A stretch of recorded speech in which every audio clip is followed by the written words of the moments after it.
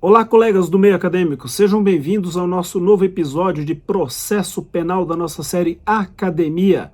E se no episódio passado nós abrimos em Direito Penal as portas da criminologia, no episódio de hoje, em Processo Penal, nós vamos abrir as portas da persecução penal no âmbito judicial. Nós vamos falar do início da ação penal, especificamente da ação penal pública incondicionada, mas também da ação penal pública condicionada. E vamos para isso tratar do nosso artigo 24 do CPP, que diz nos seguintes termos como funciona a ação penal pública incondicionada e a condicionada à representação. O artigo 24 trata do assunto nos seguintes termos. Artigo 24.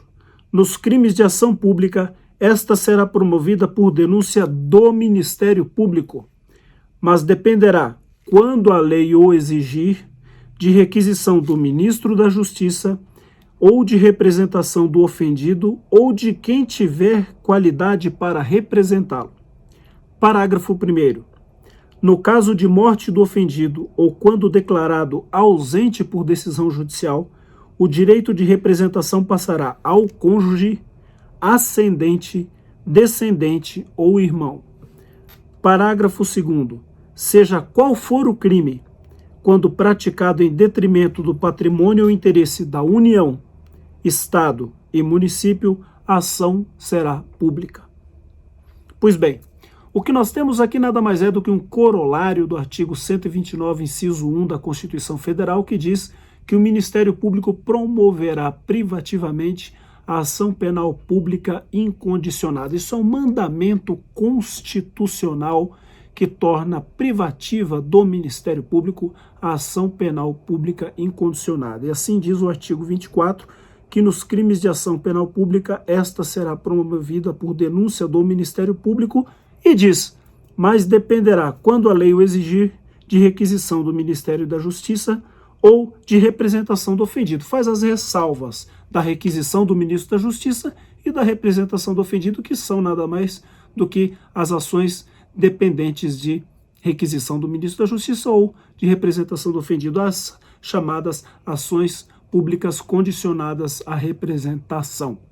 Mas, no âmbito das ações públicas incondicionadas, estas são propostas pelo Ministério Público, ou seja, o Ministério Público é o dominus litis. É por isso que nós, quando falávamos lá atrás do inquérito policial, nós já dizíamos que o Ministério Público é o destinatário do inquérito policial, e quando nós falávamos da tramitação do inquérito policial, se lembram?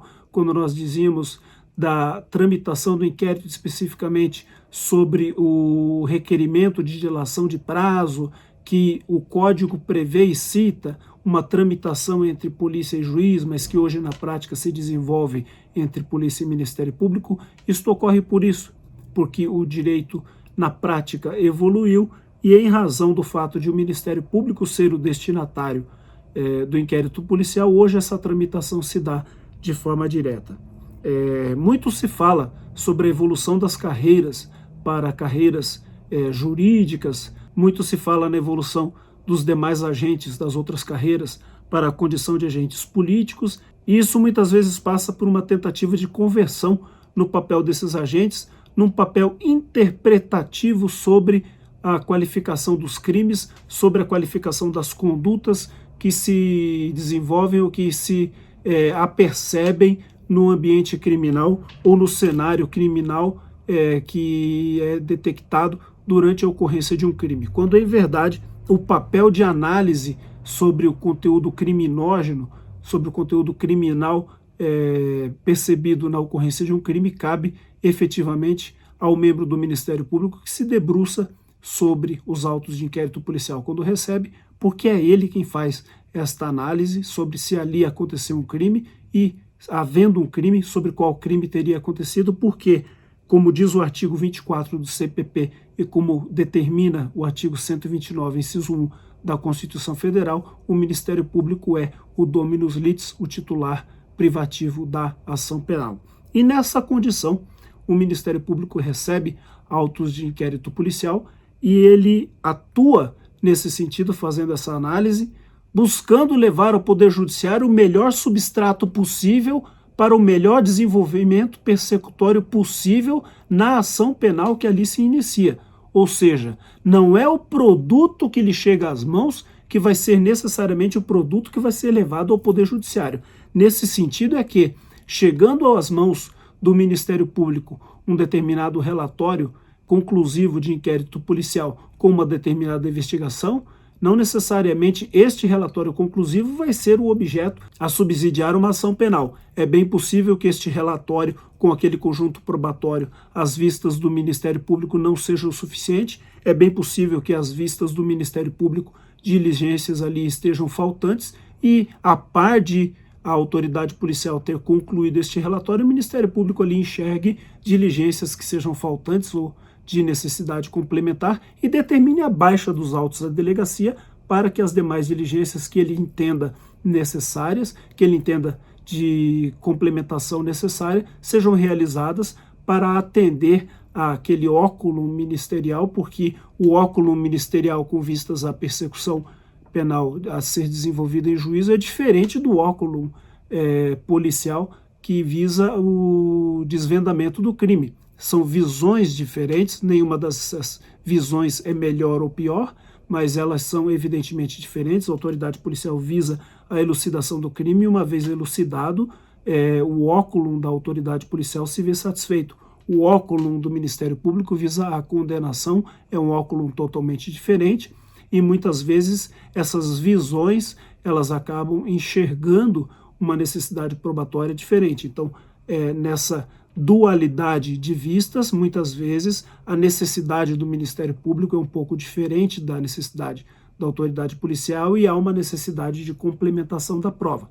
E essa necessidade de complementação da prova muitas vezes se dá através da devolução dos autos à autoridade policial com a solicitação ou com a requisição de novas diligências que são realizadas pela autoridade policial e a vinda depois com o relatório complementar. Ou, quando não, com a abertura de um procedimento investigatório criminal pelo próprio Ministério Público, um PIC complementar ao inquérito policial. O Ministério Público também pode fazer isso, ele também tem as suas vias investigativas, e com esse PIC complementar, com esse procedimento investigatório criminal complementar, complementar o inquérito policial e, em complementando o inquérito policial, se valer desses dois instrumentos somados para a oferta da denúncia, para a oferta da inicial da ação penal e assim deflagrar a persecução penal no âmbito judicial.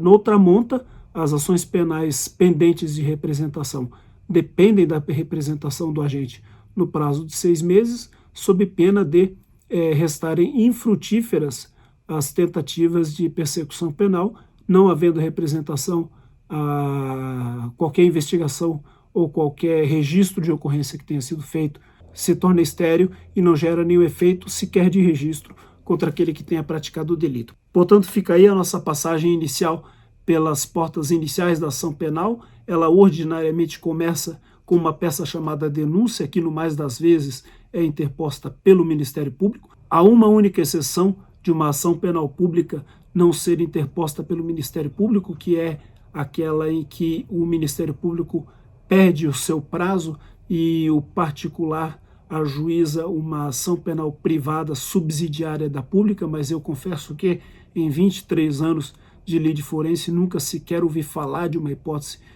desse tipo. O Ministério Público ordinariamente cumpre os seus prazos, pelo menos nos caminhos todos pelos quais eu percorri, de forma que as varas judiciárias estão aí sendo movidas por ações penais propostas pelo Ministério Público contra os praticantes de atos ilícitos em favor da sociedade brasileira. Esse é o cenário que nós temos, esse é o cenário que nós conhecemos e, portanto, esta é a regra predominante do início das ações penais. Nos próximos episódios nós vamos começar a tratar dos meandros dessas ações penais, dos aspectos relativos à prova, competência e tudo mais. Um grande abraço, agradecemos a todos, especialmente por nos acompanharem aí nessa migração para a plataforma do YouTube. Fico muito grato por isso. Um grande abraço a todos, muito obrigado, fiquem todos com Deus.